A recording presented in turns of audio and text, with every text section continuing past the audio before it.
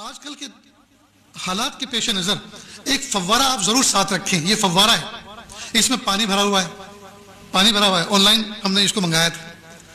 اس کا فائدہ یہ ہے کہ آدمی اگر حرم میں بیٹھا ہوا ہے اور اس کا وضو ٹوٹ گیا, اب اگر آپ حرم سے باہر نکل کر واپس جانا چاہیں تو یہ ممکن ہی نہیں, پولیس والے جانے نہیں دیتے, بھیڑ اتنی ہے.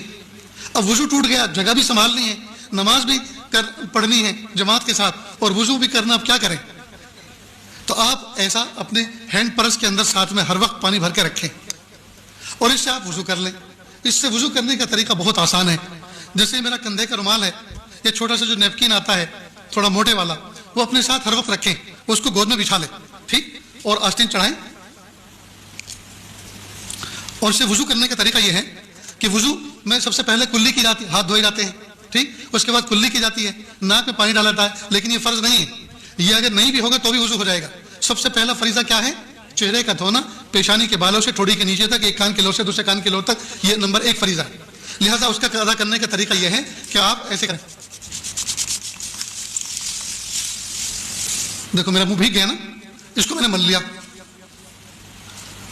اور شریعت کا فقہ کا اصول یہ ہے, جس عضو کو دھونا ہے اگر اس میں سے 1-2 قطرہ پانی ٹپک گیا تو وہ دھلا ہوا سمجھا جائے گا. یہ تو قطرات تو ٹپک گئے تو چہرہ دھل گیا. اب ہاتھ دھونا ہے جی. دوسرا فریضہ انگلیوں سے لے کر کوہنی تک, کوہنی سمیت اپنا پورا ہاتھ دھونا, دونوں ہاتھ دھونا. تو اس کا طریقہ یہ ہے کہ آپ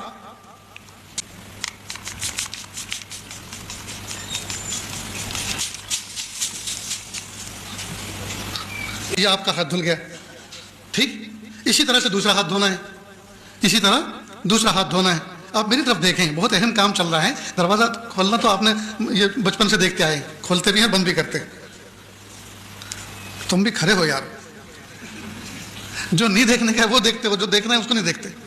تو دوسرا ہاتھ بھی ہو گیا, ٹھیک. یہ تو میں نے وقت کو بچانے کے لیے ایک ہاتھ کو صرف ایسے ہی بتا دیا, ایک ہاتھ ایسے, تو دوسرا بھی ایسے دھونا ہے. اس کے بعد پھر ہاتھ کو تر کیا دونوں اور سر کا مسح کر لیا, ہو گیا مسح. اسی طرح دونوں پیر کو دونوں. اب نہ دریا بہا, نہ نالی چلی, نہ جو ہے کسی کو کراہت ہوئی, آسانی کے ساتھ بیٹھے بٹھائے اپنی جگہ پہ حرم میں آپ نے وضو کر لیا. ایسا ہی آپ جہاز میں کر سکتے ہیں, ایسا ہی آپ بس میں کر سکتے ہیں, ایسا ہی آپ ٹرین میں کر سکتے ہیں, اور ایسا ہی آپ ہر مجمع میں کر سکتے ہیں, اور آپ باوضو رہیں گے. سمجھ گئے دوستو؟ تو آپ اس طرح کا پرچیز کر لیں, اپنے ساتھ بھی رکھیں. ماں بہنیں جو حج میں ساتھ میں جا رہی ہیں ان کا الگ رکھیں, سمجھ گئے, ان کا الگ. انشاءاللہ ان کو کبھی بھی تکلیف نہیں ہوگی.